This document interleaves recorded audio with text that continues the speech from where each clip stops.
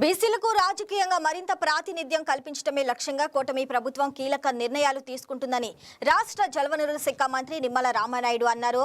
స్థానిక సంస్థల్లో బీసీల రాజకీయ రిజర్వేషన్లను పెంచుతూ సీఎం చంద్రబాబు తీసుకున్న నిర్ణయం బీసీల అభ్యున్నతిపై ప్రభుత్వానికి ఉన్న చిత్తశుద్ధికి నిదర్శనమని చెప్పారు. పాలకొల్లు పట్టణంలో కొనసాగుతున్న వివిధ అభివృద్ధి పనులను పరిశీలించిన మంత్రి అనంతరం మీడియాతో మాట్లాడారు. బీసీలకు రిజర్వేషన్ల పెంపు నిర్ణయం చారిత్రాత్మకమని పేర్కొన్నారు. బీసీలకు సామాజికంగా రాజకీయంగా మరిన్ని అవకాశాలు కల్పించడమే కూటమి ప్రభుత్వ లక్ష్యమని స్పష్టం చేశారు.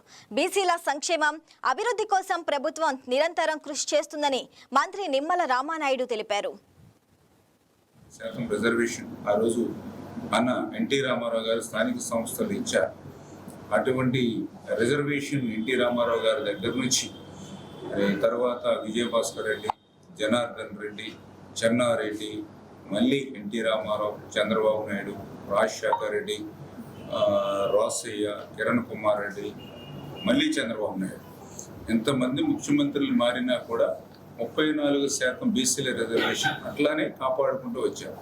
దురదృష్టం 2019లో జగన్మోహన్ రెడ్డి అధికారంలోకి వచ్చాక ఆ యొక్క బీసీ రిజర్వేషన్ని 34% 24% తగ్గించి కోతలతో మొన్న స్థానిక సంస్థల ఎన్నికలకి జగన్మోహన్ రెడ్డి విషయం మనందరికీ తెలుసు. ఆ రకంగా 10% రిజర్వేషన్ ఒక్కసారిగా తగ్గడంతో బీసీలకి 16,800 పోస్టులు, జెడ్పీటీసీలు కానీ, ఎంపీటీసీలు కానీ, సర్పంచ్లు కానీ, కౌన్సిలర్స్ కానీ, మున్సిపల్ చైర్మన్స్ కానీ, జెడ్పీ చైర్మన్లు కానీ బీసీలు నష్టపోయినటువంటి పరిస్థితి.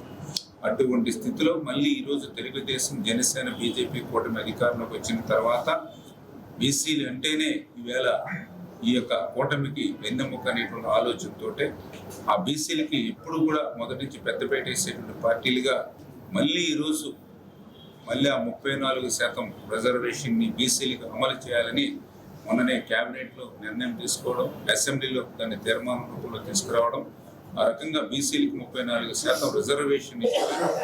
గతంలో బీసీలకి ద్రోహం, దగ జగన్మోహన్ రెడ్డి చేస్తే మళ్ళీ ఆ బీసీలకి న్యాయం చేసి మళ్ళీ వాళ్ళకి రాజ్యాధికారాన్ని వాళ్ళ కోట వాళ్ళకి అప్పచెప్పేటువంటి విధంగా ఈరోజు ఈ యొక్క కూటమి ప్రభుత్వం పనిచేస్తున్నటువంటి విషయాన్ని కూడా ఈ సందర్భంగా మీ ద్వారా కూడా తెలియజేసుకుంటున్నాను.